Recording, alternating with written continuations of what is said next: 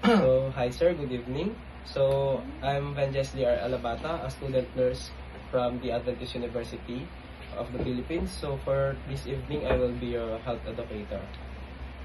So, types of challenges, stress, for dapat po nating i-reduce yun sir kasi pwede po yun mag-lead sa hypertension.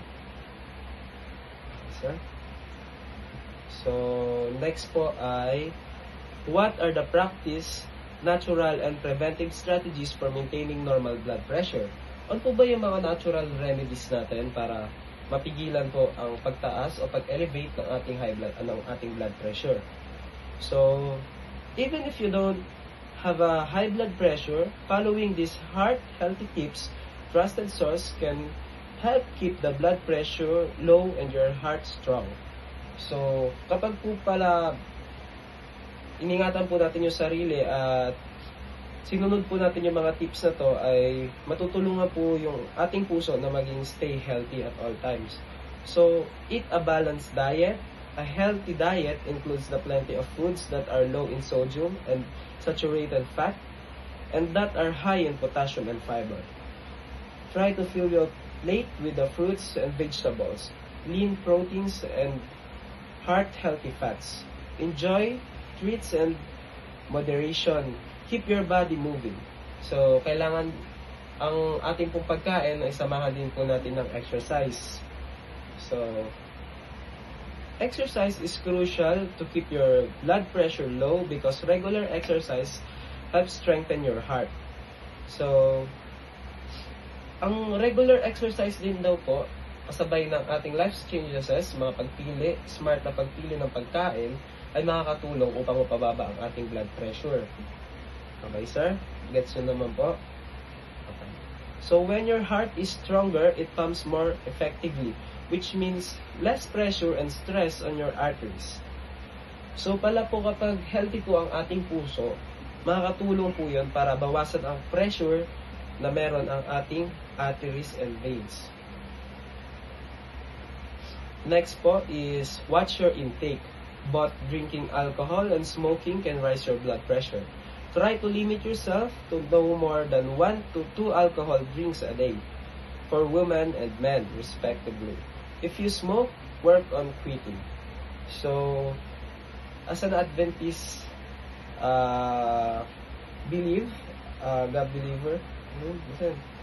so, hindi po tayo laging nainom ng alcohol. Pero, dito sir is, hindi naman po siya sinasabi na ganun po siya kasama. Kasi meron po mga alcohol na mabuti sa ating puso, gaya ng mga red wine. Pero ang sabi po dito ay bawas-bawasan po natin ng intake ng ating alcohol. Okay sir? Know your numbers. Hypertension is known as the silent killer because many people don't know they have it. Protect yourself and your heart by having your blood pressure checked regularly and knowing your own numbers. So, ang tinutukoy po ng own numbers dito ay ayon po yung base level ng ating blood pressure. Kung saan po yung commonly na pressure natin, 120/70 or anything. So, natawag din po siyang silent killer dati dahil wala po itong signs and wala rin po siyang mga symptoms. Biglaan na lang po siyang umaatake. So, ano po ba yung mga practice natin, yung mga natural preventive strategies para ma-maintain po ang ating normal blood pressure? Once again, based on www.healthline.com, it's stated that even if you don't have a high blood pressure, following these heart-healthy steps from the trusted sources can help to keep your blood pressure low and your heart strong. Eat a balanced diet. So, kakain po tayo ng mga pagkain na makakatulong po sa atin. Mga chichirya, wala na po yan. So, heart-healthy diet includes a plenty of foods that are low in sodium and saturated fat and that are high in potassium and fiber. So, iwas po tayo sa mga pagkain na madami pong saturated fat and more on high on potassium and fiber, mga patatas. So, next is, try to fill your plate with the fruit and vegetables, lean proteins, and heart-healthy fats. Enjoy treats and moderation. Next is, keep your body moving. So, exercise is crucial to keep your blood pressure low because regular exercise helps to strengthen your heart. When your heart is stronger, it pumps more efficiently, which means less pressure and stress on your arteries. So, hindi lang po pala kakain tayo ng mga healthy foods. So, kailangan din po nating samahan yon ng healthy diet with exercise. So, watch your intake. But drinking alcohol and smoking can raise your blood pressure.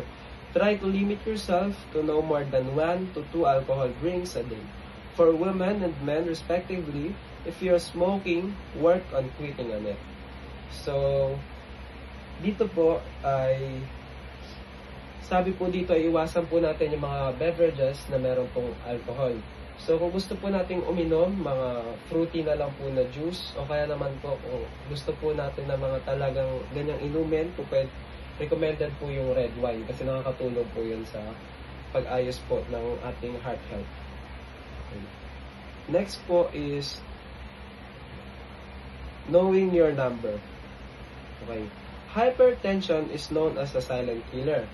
So, gaya nga po na nabanggit ko kanina, ang hypertension po ay kalimitan po ay walang signs and symptoms. Biglaan na lang po siyang umaatake nang hindi po natin namamalayan. So, because many people don't know they have it, protect yourself and your heart by having your blood pressure checked regularly and knowing your own numbers. Ang tinutukoy po sa own numbers, ayun po yung regular blood pressure natin. Dapat alam po natin yung ating baseline sa ating pong blood pressure. So next, sir, is we're going about to tackle the Bible verbs in Proverbs 17 verse 22. It states, a joyful heart is good medicine, but a broken spirit dries up the bone. This verse highlights the importance of a positive attitude on one's health and well-being. A joyful heart can lead a better health, while a broken spirit can have a detrimental effects on one's vitality and outlook in life. Okay, sir. Naintindihan niyo po ba? So, summary, sir. So, ang atin pong blood pressure, kailangan po natin yung i-monitor from age 18 and above. Kasi ayun po yung age kung saan high risk po tayo sa hypertension. Ang hypertension po ay tinatawag na silent killer kasi kalimitan po ay wala po yung signs and symptoms, biglaan na lang po lumalabas yun. So, para ma-avoid po natin yon, meron pong madaming remedies, mga natural remedies, kung saan kakain po tayo ng mga food, good diets, mga pagkain na healthy sa ating puso. Yung mga beverage intake po natin, mga drinks, bawasan po natin yung mga alcohol. Kung gusto po natin uminom po, pwede po yung mga fruity, yung mga may dami pong vitamins. Gusto naman po natin ng wine, recommended po ang red wine kasi po ay nakakatulong po yun sa overall heart po natin, heart health. Okay, sir? So, I appreciate your sharing that it is okay to reach out to you again if I have a question or updates.